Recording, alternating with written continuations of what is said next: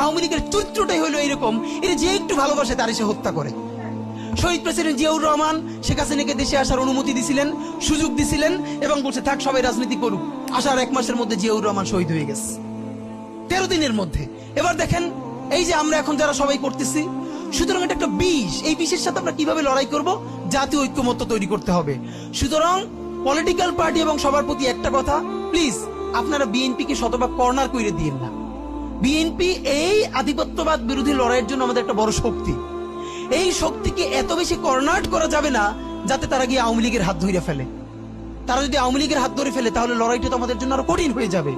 বরং বিএনপির প্রতি আমাদের চ্যালেঞ্জ হলো, যেই বিএনপি বাকশালী সংবিধানের প্রতি প্রেম দেখাবে তারে শহীদ জিয়ার ছবিটা সামনে এনে বলতে হবে যে এই বাকশালী সংবিধান তো জিয়াউর রহমানই ছুঁড়ে মারছিল। বেগম জিয়া বলেছেন এই সংবিধানকে ছুঁড়ে ফেলা হবে। ওমা এখন বেগম জিয়ার চেয়েও নতুন বিএনপি আসছে, বেশি প্রেমের বিএনপি। যেই শহীদ প্রেসিডেন্ট জিয়াউর রহমান ইসলামোফোবিক জায়গা থেকে বাংলাদেশের মুসলমান, বাঙালি মুসলমান সব আইডিয়াকে ধারণ করে বাংলাদেশে জাতীয়তাবাদ তৈরি করলেন।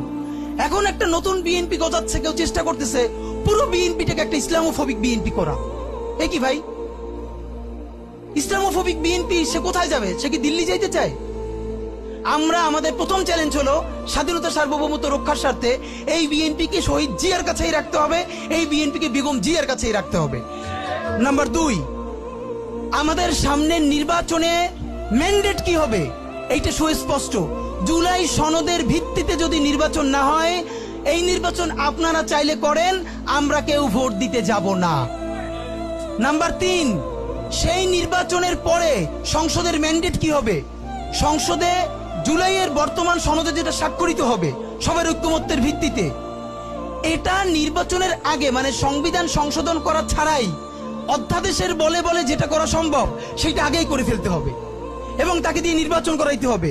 এবং আমাদের বিএনপির বন্ধুরা বলছেন 2 বছর সময় নিয়ে তারা সংসদে এইগুলো পাশ করাবেন। 2 বছর চলবে না, সর্বোচ্চ সময় 6 মাস। সংসদের প্রথম 6 মাসের মধ্যে জুলাই সনদের সমস্ত কথাগুলো সংবিধান ইনকর্পোরেট করতে হবে। যদি পারেন নতুন সংবিধান করতে হবে, নতুন সংবিধান করতে না পারলে এইটার মধ্যে ইনকর্পোরেট করতে হবে। রাজনৈতিক বিভাজনের ফাঁকে একমাত্র সমস্ত সুবিধা নেবে ফ্যাসিবাদ, ফ্যাসিবাদের শক্তি এবং আওয়ামী লীগ।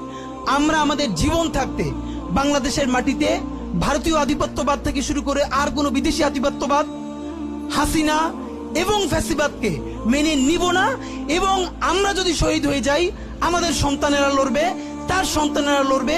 কিয়ামত পর্যন্ত বাংলাদেশ নামক জমিন যতদিন বেঁচে থাকবে ততদিন পর্যন্ত আজাদির সন্তানেরা লড়াই করবেই করবে। ইনকিলাব জিন্দাবাদ।